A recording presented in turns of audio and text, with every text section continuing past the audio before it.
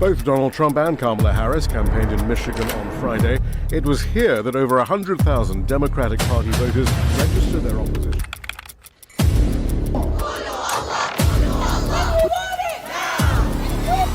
I don't know if I can answer.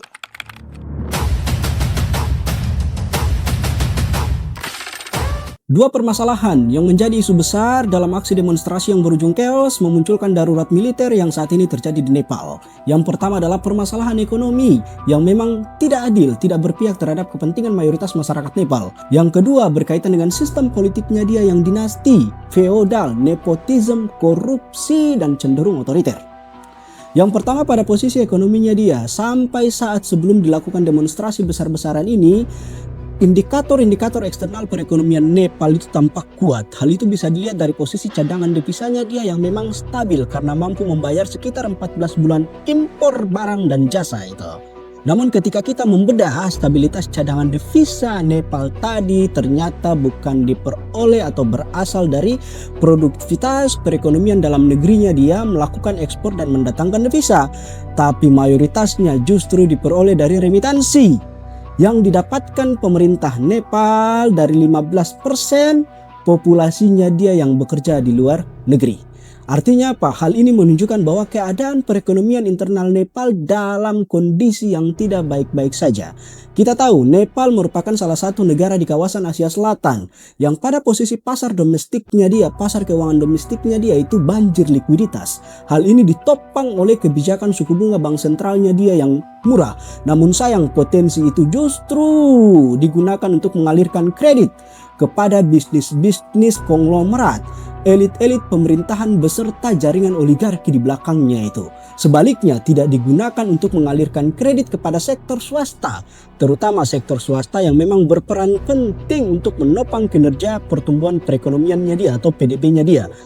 Dua sektor yang strategis di Nepal itu manufaktur dan pengolahan ini kekeringan likuiditas. Akhirnya apa? Tidak mampu bekerja sesuai dengan kapasitasnya, menyempitkan penyerapan lapangan kerja, memunculkan pengangguran yang menurut laporan Asian Development Bank itu saat ini mencapai 20,8%. Itu paling tinggi di kawasan Asia Selatan. Pengangguran yang tinggi memicu keberlanjutan kemiskinan di Nepal itu 20,3% dan ini juga termasuk paling tinggi di kawasan Asia Selatan. Di saat yang sama, masyarakat dipukul oleh inflasi makanan dan pangan yang mencapai angka 9,99%. Bayangkan hampir mencapai 10%. Di saat yang sama ketika masyarakat dipukul oleh tingginya inflasi pangan tadi, ada sekitar 21 juta masyarakat miskin di Nepal yang hidup tanpa perlindungan sosial atau subsidi dari negara. Problematika keadaan internal perekonomian Nepal tidak cukup sampai di situ. Nepal juga dipukul oleh peningkatan utang di sektor publik yang gila-gilaan. Bahkan Asian Development Bank memperkirakan menargetkan bahwa sampai akhir tahun 2025 utang Nepal itu bakal mencapai angka 46% terhadap PDB. Persoalan utang tadi diperburuk dengan persoalan korupsi yang menjadi budaya akut di kalangan elit pemerintahan dan elit politik Nepal. Transparansi Internasional mencatat tingkat korupsi Nepal itu berada pada posisi peringkat 107 dari 180 negara dunia. Dalam konteks ini korupsi di Nepal itu adalah yang paling tinggi di kawasan Asia Selatan itu. Persoalan korupsi dan persoalan ketidakadilan perekonomian memunculkan sentralisasi kekuasaan terhadap kekayaan ekonomi yang sangat timpang. Hal itu bisa dilihat total aset atau total kekayaan perekonomian Nepal 56%-nya mayoritasnya terdistribusi hanya untuk sekitar 20% orang-orang kaya di Nepal. Di dalamnya termasuk elit politik, elit pemerintahan, dan jejaring oligarki yang berada di balik mereka. Sementara problematika pada sisi politiknya, kita tahu Nepal adalah salah satu negara demokrasi termuda di dunia. Pelaksanaan demokrasi di Nepal baru dimulai sejak tahun 2008 lalu ketika tumbang sistem pemerintahan yang berbasis pada monarki, sistem politik yang berbasis pada monarki itu. Namun sampai sekarang Nepal gagal mencapai status demokrasi yang memang mampu menjamin pemerataan distribusi hak-hak politik dan ekonomi kepada masyarakat Nepal itu. Justru sebaliknya, sistem politik, sistem pemerintahan justru tampil dalam wajah yang berbasis pada dinasti, feodal, nepotisme, korupsi, dan cenderung otoriter.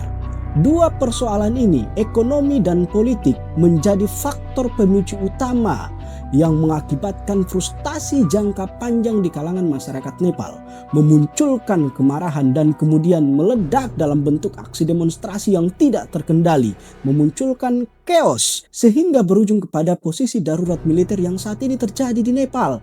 Bahkan saat ini kekuasaan resmi di Nepal telah tumbang. Sekarang tinggal kita lihat masa transisi ini akan berujung pada jatuhnya kekuasaan terhadap kelompok yang mana, jatuhnya di tangan kelompok yang mana. Dan satu hal yang menjadi pelajaran penting di Nepal sekarang, ini bukan cuma berbicara terkait dengan ketidakadilan perekonomian yang menyengsarakan masyarakat, juga bukan berbicara terkait dengan sistem politik yang cenderung otoriter, feodal, koruptif, dan nepotisme, tapi juga terkait dengan perilaku pejabatnya.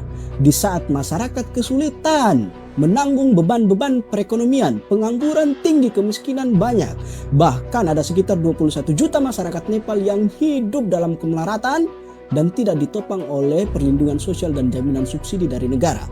Di saat yang bersamaan, para pejabatnya hidup bermewah-mewahan, menampilkan dirinya di tengah-tengah masyarakat yang sedang mengalami kesulitan dengan perilaku hidup glamor.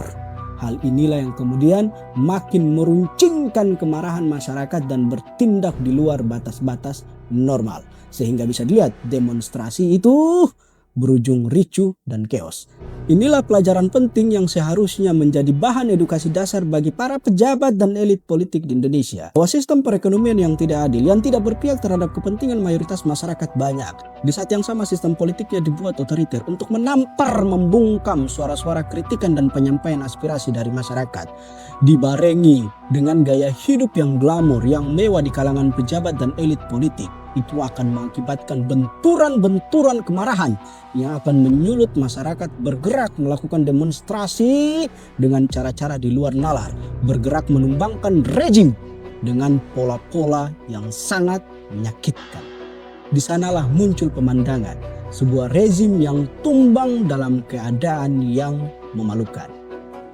Oleh sebab itu, Nepal menjadi pelajaran penting bagi pejabat dan politisi di Indonesia untuk berbenah menuju arah yang lebih baik. Jika tidak, sikap politik yang otoriter, sistem perekonomian yang berbasis pada kepentingan pribadi, kelompok dan jaringan oligarki di belakang kalian, gaya hidup mewah dan glamor, serta respon yang tidak empatik terhadap kesusahan yang dialami oleh masyarakat, itu akan berujung kepada kemarahan masyarakat yang bisa saja bergerak di luar kendali, menumbangkan eksistensi rejim dengan cara-cara yang menyakitkan dan memalukan itu.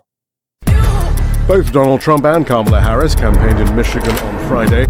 It was here that over 100,000 Democratic Party voters registered their opposition.